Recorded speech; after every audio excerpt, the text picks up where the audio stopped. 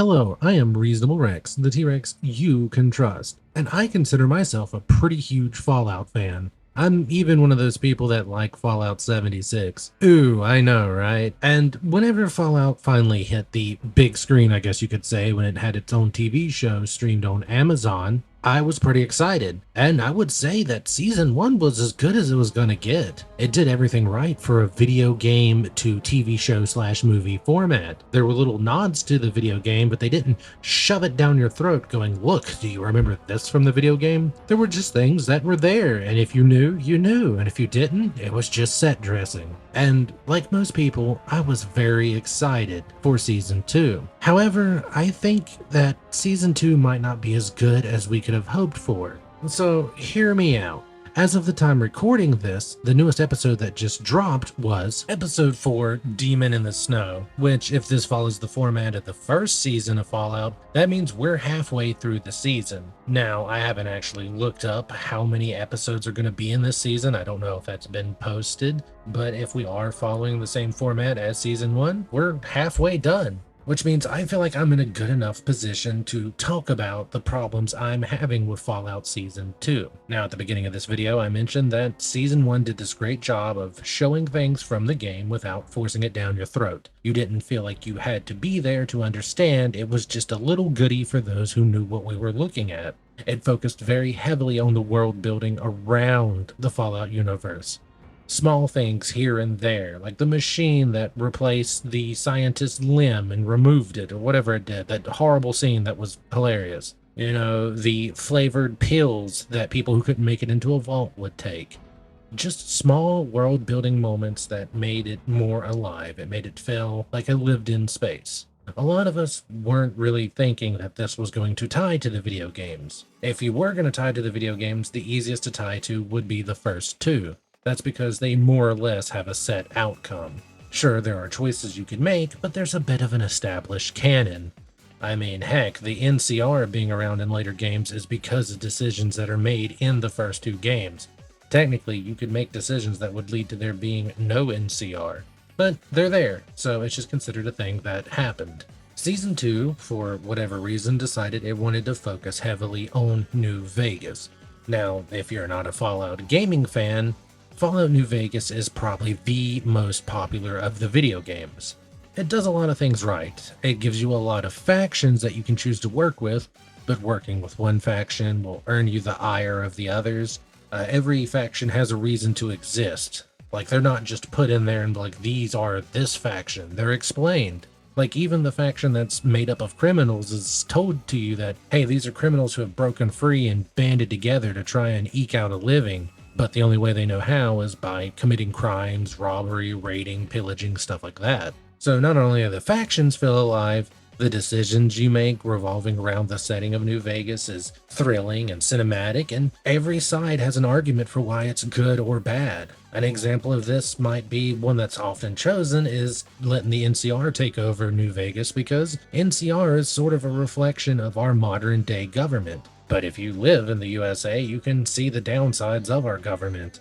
Corruption, money is the main thing. Decisions are made based off the value it will earn people and not the value of the lives of those it affects. Horrible things like that.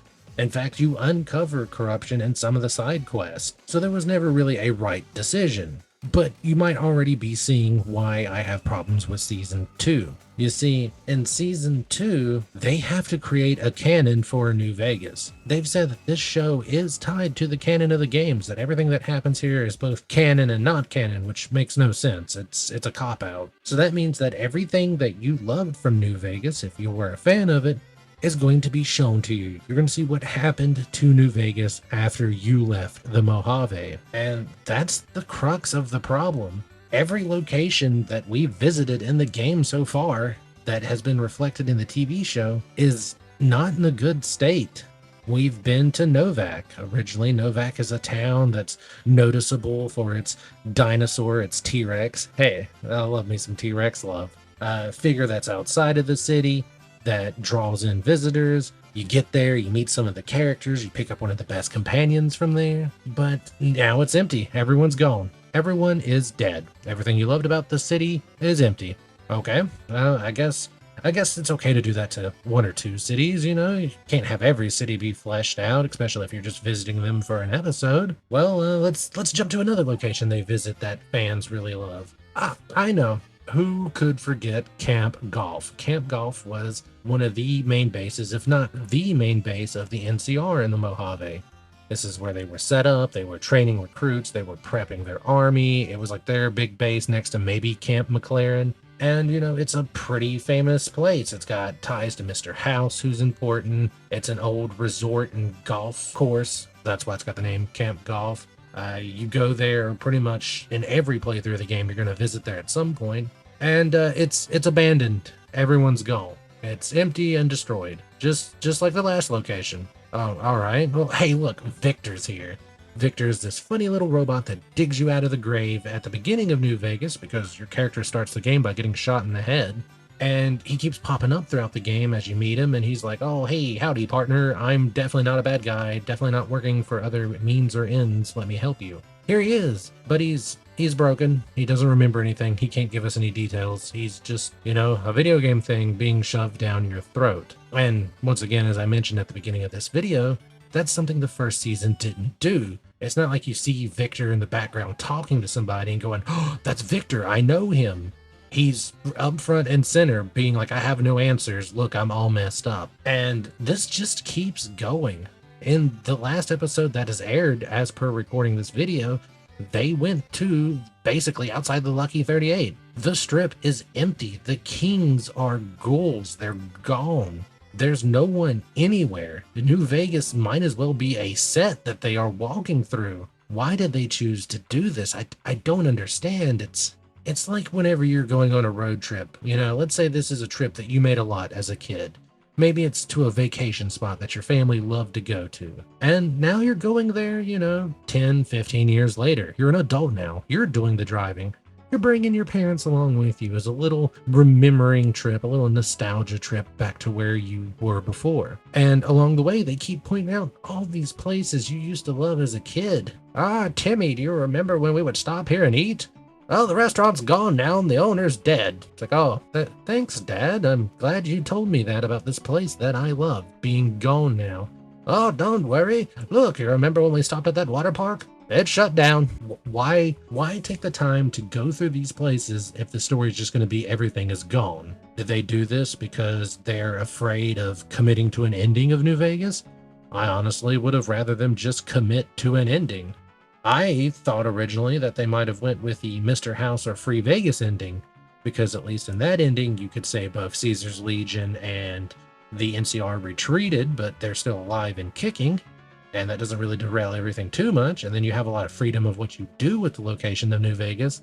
But no, everyone is just gone. They're dead. And it's so weird. Mind you, I'm not a writer, but there's better ways you could have done this. You could have had the Ghoul and Lucy pass through the old outpost that led to the west. This is a location at the edge of the map where you get to hang out and meet some NCR people.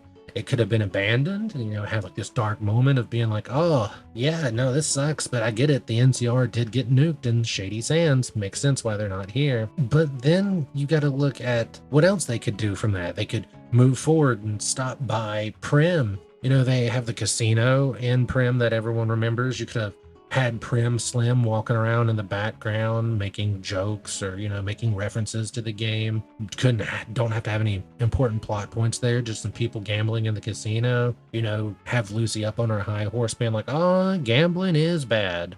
But no, we've only seen it from far away and in end credit scenes where it also looks destroyed. Don't worry, it's also completely empty. But in this metaphorical other timeline, they could have continued on past Prim, right into Good Springs. Man, people love Good Springs. It's where you start the game. It's a small town, and, you know, there's two decisions tied to it. You could either help defend the town from these escaped criminals, the powder gangers, or you could help the powder gangers take over. And you're like, well, how do you deal with that choice, Rex? What do you do? Have Lucy and the Ghoul in the bar, you know, getting a drink at Trudy's bar. And then have someone telling the story in the background, you know, some minor prospector, you know, whatever you want to call them, just being like, yeah, this town, well, it actually got taken over by criminals, but then the NCR came in and cleared them out, and people took it back. And then, whoever he's talking to is like, oh, wow, that's crazy. And then just have someone else speak up and be like, hey, wait a minute. Yesterday you told me that the people banded together to kill the criminals and protect the town. Which is it? And then they get into a bar fight and the ghoul's like, well, time to go. I'm Walton Goggins. And they leave. So many things you could do with it. And then if you go through Good Springs, guess what's past Good Springs? That's right, the quarry where they have death claws. When we saw the death claw in the trailers for this, I was like, oh man, they're going through the quarry. No, the death claw is in the strip. It's right outside the Lucky 38. So not only has a very important part of New Vegas, the strip outside the Lucky 38, the place where Mr. House ruled from for hundreds of years, not only is it destroyed, but it's also got an infestation of the most dangerous wasteland creature there could be. Except maybe cazadors, but people don't like it when you bring them up. So it's just, they made these decisions to not revisit the things we loved, but just to point at them and say, do you remember this? It's gone now. You're standing over the corpse of the thing that you once loved. It's not around anymore, and it's not going to be the same. And it's kind of the antithesis to what they did in season 1. Season 1 had all these great references that were in the background. This is all up in your face.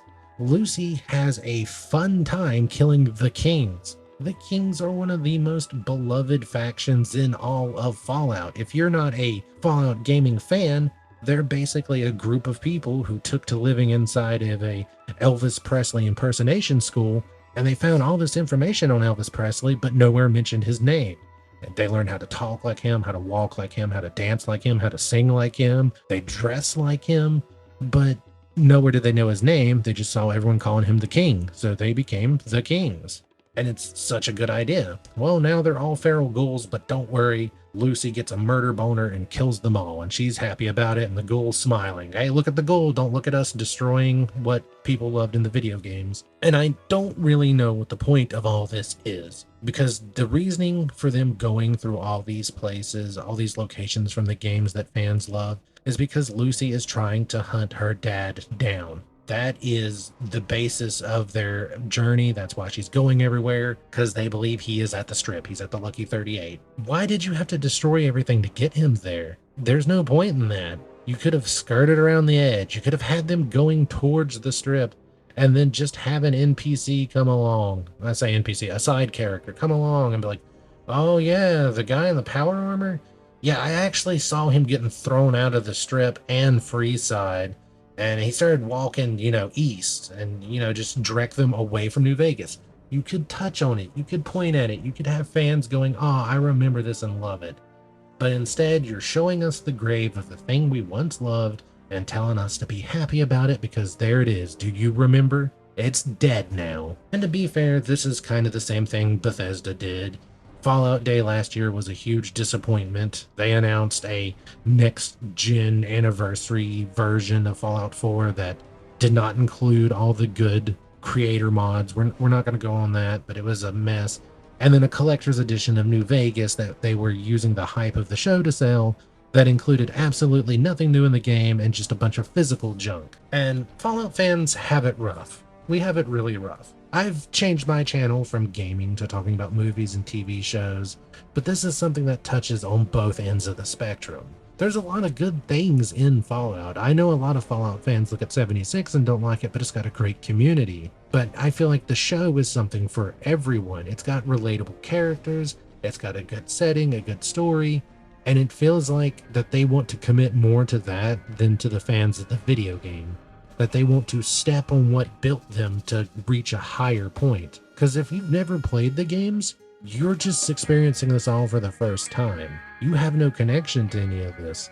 So you don't really care that all these places are emptied and destroyed and why, the ghoul's going, oh yeah, there used to be people here. You're like, why are you talking about that? Just get on to the next scene. So I guess I'm just a little bit heartbroken about their decisions.